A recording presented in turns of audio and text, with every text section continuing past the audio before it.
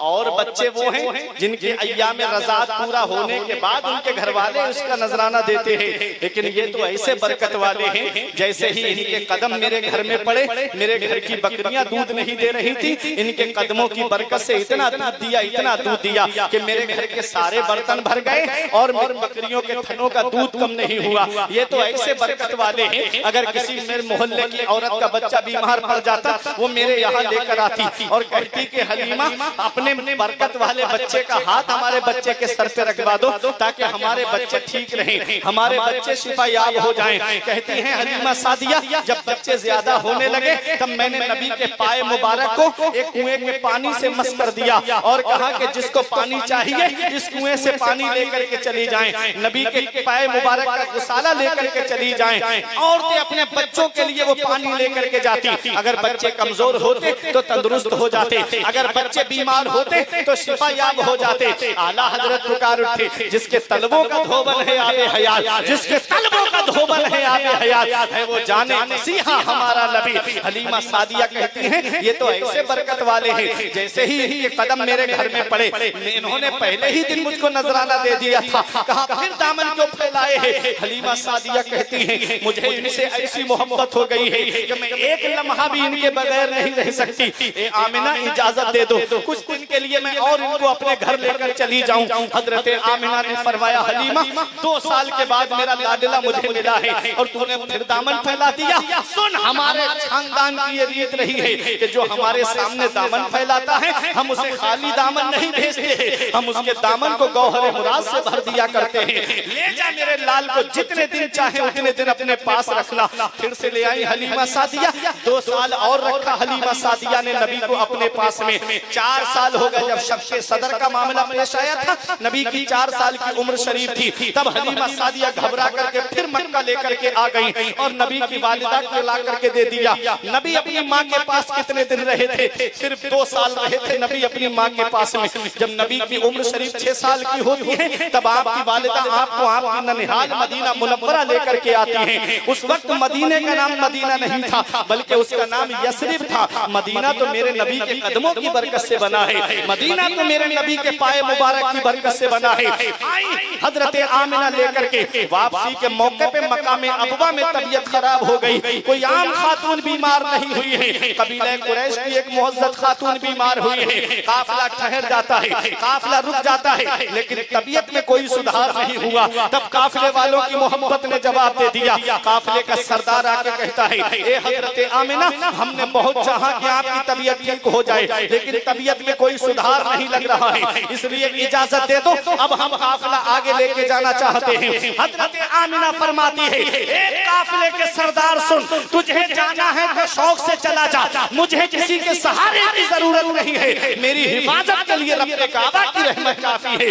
काफिला चला जाता है, बज़ाहिर कोई मर्द नहीं हजरत आमिना के पास में। 6 साल की उम्र मेरे आका की है, साथ में बांधी उम्मे ऐमन है। वो अरब की चिलचिलाती हुई धूप, वो अरब की शिद्दत की गर्मी, हर तरफ पहाड़ियां ही पहाड़ियां, हर तरफ बबूल के दरख्त ही दरख्त नजर आ रहे थे। ऐ लोगों, अरब में कैसी गर्मी पड़ती है, जो हज करके आए हैं या उम्रा करके आए हैं वो इस बात को बखूबी जानते हैं। इमसाल कितने हाजियों का इंतकाल हो गया गर्मी की वजह से।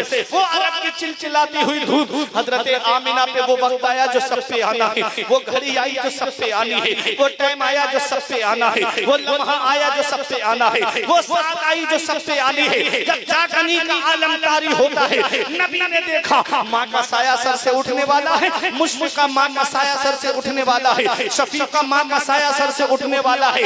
नबी अपनी माँ के सर को अपने ज़ानू पे रख लेते हैं, नबी अपनी माँ का सर दबा रहे हैं। जन्नत की हूरों ने कहा या रसूल अल्लाह, हमें इजाजत दे दें, हम आपकी माँ की खिदमत करें। तो नबी का किरदार बोल रहा था, नबी का कैरेक्टर बोल रहा था, नबी का अखलाक बोल रहा था, नबी का उसवा हसना बोल रहा था, नबी की सीरत मुक़द्दसा बोल रही थी कि माँ की खिदमत का हक नर्सों और नौकरानियों की ड्यूटी लगा के अदा नहीं होता है। माँ की खिदमत का हक तब अदा होता है जब बेटा खुद अपनी माँ की खिदमत करता है। नबी अपनी माँ का सर दबा रहे हैं, नबी की आंखों से आंसू निकले, हजरत आमिना के चेहरे पर गिरे। हजरत आमिना ने आंखें खोल के देखा, नबी की आंखों में आंसू थे। हजरत आमिना ने अपना हाथ नबी के चेहरे पर फेरते हुए कहा, मत रो मेरे लाल, आंसू मत बहा मेरे लाल, तू दुनिया में रोने के लिए नहीं आया है। आंसू मत बहा मेरे लाल, तू दुनिया में आंसू बहाने के लिए नहीं आया है। मत रो मेरे लाल, तू रोने के लिए नहीं आया है, बल्कि रोते हुए को हंसाने के लिए आया है। आंसू मत बहा मेरे लाल, तू दुनिया में आंसू बहाने के लिए नहीं आया है, बल्कि हुए आंसुओं को पोंछने के लिए आया है। बच्चे माँ बाप की मौत पे इसलिए रोते हैं कि माँ बाप के बाद बेसहारा हो जाएंगे। मेरे लाल, तू किसी के सहारे का मोहताज नहीं है, तेरा खुदा तेरा सहारा है और तू सारी खुदाई का सहारा है।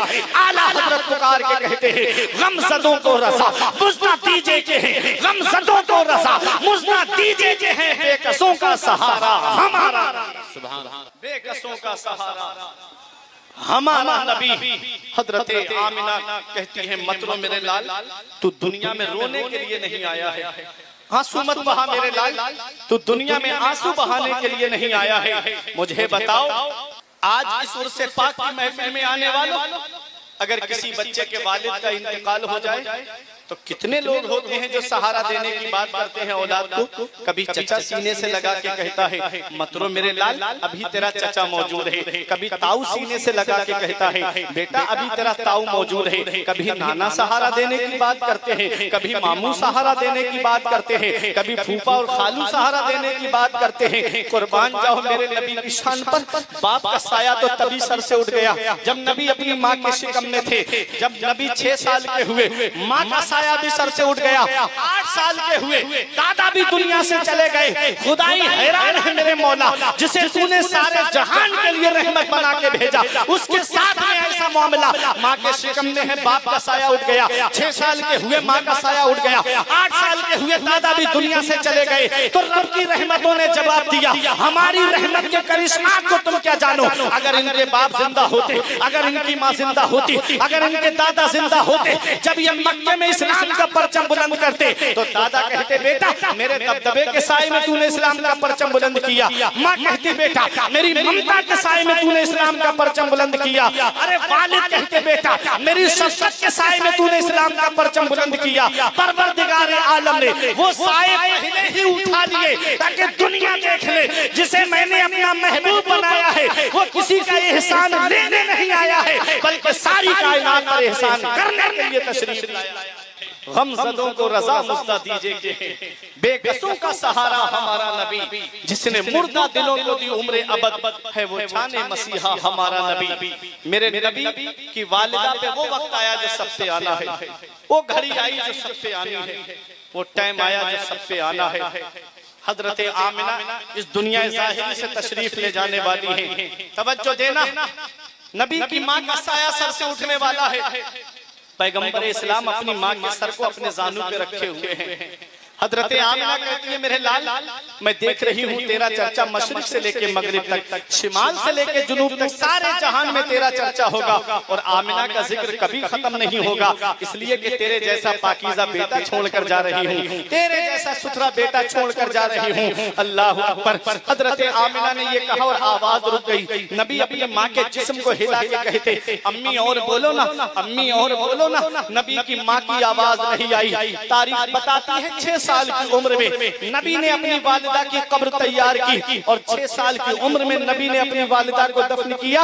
और जब उम्मे ऐमन लेकर के नबी को चलने लगी, थोड़ी दूर बड़ी थी उम्मे ऐमन, नबी ने अपना दस्ते मुबारक उनसे छुड़ाया और दौड़ते हुए आए और अपनी माँ की कब्र से आकर के लिपट गए। नबी अपनी माँ की कब्र से लिपट करके आंसू बहा रहे हैं। ऐ लोगों जरा सोचो, नबी 6 साल की उम्र में अपनी माँ की कब्र से लिपट करके रो रहे हैं। ऐ लोगों, ये वही मक्का है जहाँ बेटा अपनी माँ को बाजार में बेच आता था। पैगंबर इस्लाम ने माँ से प्यार करना सिखाया, नबी ने बेटियों से प्यार करना सिखाया, नबी ने बहनों से प्यार करना सिखाया, नबी ने बीवी से प्यार करना सिखाया। पैगंबर इस्लाम 6 साल की उम्र में आंसू बहा रहे हैं, माँ का इंतकाल हो चुका है। ऐ लोगों, अगर माँ बाप जिंदा हैं तो उनकी कदर कर लो, अगर माँ बाप हयात हैं तो उनकी खिदमत कर लो। जिस दिन इनकी चारपाई घर से उठ गई, उस दिन चिराग लेके भी ढूंढोगे तो माँ बाप जैसा प्यार करने वाली शख्सियतें नहीं मिलेंगी, माँ बाप जैसी मोहब्बत करने वाली शख्सियत नहीं मिलेगी। आज हमारा नौजवान भाई कहता है मेरे बाप ने मेरे लिए किया क्या है, मेरी माँ ने मेरे लिए किया क्या है। अरे नादान, कभी अपने बचपन पे गौर कर लिया कर। आज जिस बूढ़े बाप की खांसी तुम्हें अच्छी नहीं लगती, आज जिस बूढ़ी माँ का बोलना तुम्हें अच्छा नहीं लगता, एक दिन ऐसा आने वाला है कि जिस दिन इनकी चारपाई घर से उठ गई उस दिन तुम चिराग लेके भी ढूंढते फिरोगे तो माँ बाप जैसा प्यार करने वाली शख्सियतें नहीं मिलेगी। आज जिस बूढ़े बाप की खांसी तुम्हें अच्छी नहीं लग रही है, एक दिन आएगा कि उसकी आवाज तुझे सुनाई नहीं देगी, एक दिन आएगा कि माँ की आवाज तुझे सुनाई नहीं देगी। हमारे बुजुर्ग फरमाते हैं बाप आंगन में लगे हुए पेड़ की तरह है, बाप आंगन में लगे हुए पेड़ की तरह है। जब शिद्दत की गर्मी पड़ती है, जब शिद्दत की धूप पड़ती है, आदमी पेड़ के नीचे बैठ जाए तो उसे आराम मिल जाता है, पेड़ के नीचे बैठ जाए उसे सुकून मिल जाता है, पेड़ के नीचे बैठ जाए उसे राहत मिल जाती है। कुर्सी डाल के बैठे तो सुकून मिले, चारपाई डाल के बैठे तो सुकून मिले, बगैर उसके बैठे तो सुकून मिले। पेड़ के नीचे गर्मी में आदमी बैठ जाए तो उसे सुकून मिल जाता है, उसे आराम मिल जाता है, उसे राहत मिल जाती है। हमारे बुजुर्ग फरमाते हैं बाप आंगन में लगे हुए पेड़ की तरह होता है।